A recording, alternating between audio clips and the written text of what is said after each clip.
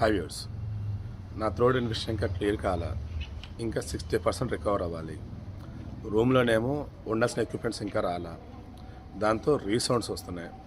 సరే ఈవినింగ్ అయింది, ఇప్పుడే మా అమ్మ వాళ్ళు వచ్చారు, గార్డెనింగ్ మొత్తం చేశారు, మొత్తం నీళ్లు కొట్టారు, చాలా ప్లెజెంట్గా ఉంది.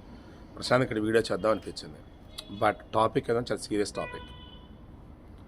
ఆర్జికర్ మెడికల్ ఆసుపత్రి, మరో యువత ఆత్మహత్య. ఆత్మహత్య తెలియాలి.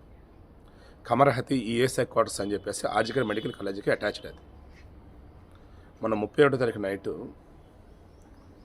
ఈఎస్ఐ ఆసుపత్రిలో పనిచేస్తున్నటువంటి ఒక డాక్టర్, ఆమె తన కూతురు ఇంకొకళ్ళ ఇంట్లో ఉంటారు. ఈమె భర్త బ్యాంక్ అధికారి ముంబైలో ఉంటాడు. వాళ్ళ కూతురు 20 సంవత్సరాల అమ్మాయి, అందులో డాక్టర్ కోర్స్ చేస్తుంది. ఆమె 31వ తారీఖు ఫోన్ చేస్తే లిఫ్ట్ చేయట్లా. దెన్ ఆ నైట్ వెళ్ళి డోర్లు కొట్టి చూస్తే తేడాగా ఉందని చెప్పి మొత్తం లోపలికి వెళ్ళి చూస్తే పగలగొట్టేసి ఊరేసుకొని ఉంది. ఇమీడియట్గా ఆర్జికర్ మెడికల్ హాస్పిటల్ పట్టుకొచ్చారు.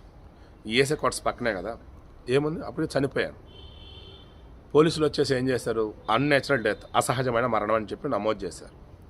విచారణ చేస్తుంటే తెలుస్తున్నది ఏంటి, ఆ అమ్మాయి చాలా కాలంగా డిప్రెషన్తో బాధపడుతుందంట, అందుకని ఆత్మహత్య కోసం చనిపోయిందంట. నమ్మేటట్టుందా? రీసెంట్ టైమ్స్లో మెడికల్ స్టూడెంట్స్ చాలామంది ఆత్మహత్య చేసుకొని చనిపోతున్నారు. I to agree.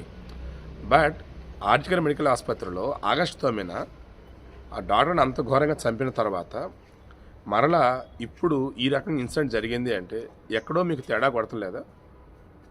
నాకైతే తేడా కొడుతుంది. విచారణ చేస్తూ ఉన్నారు, ఎటువంటి సూసైడ్ లెటర్ లాంటివి కూడా ఏమీ దొరకలా. కానీ ఐఎమ్ షూర్ ఆమెని ఎవరో బెదిరించారు. ఆసుపత్రిలో రహస్యాలు ఏమో ఆమెకు తెలుసున్నాయి. దాన్ని ఎక్కడ బయట పెడతారు ఏంటి అని చెప్పేసి ఆమె ఎవరో బెదిరించి అలా చంపేసి ఉండొచ్చు. ఒకవేళ నిజంగా డిప్రెషన్తో ఉంటే వాళ్ళ అమ్మ డాక్టర్గా తెలుసుకోలేకపోయిందా?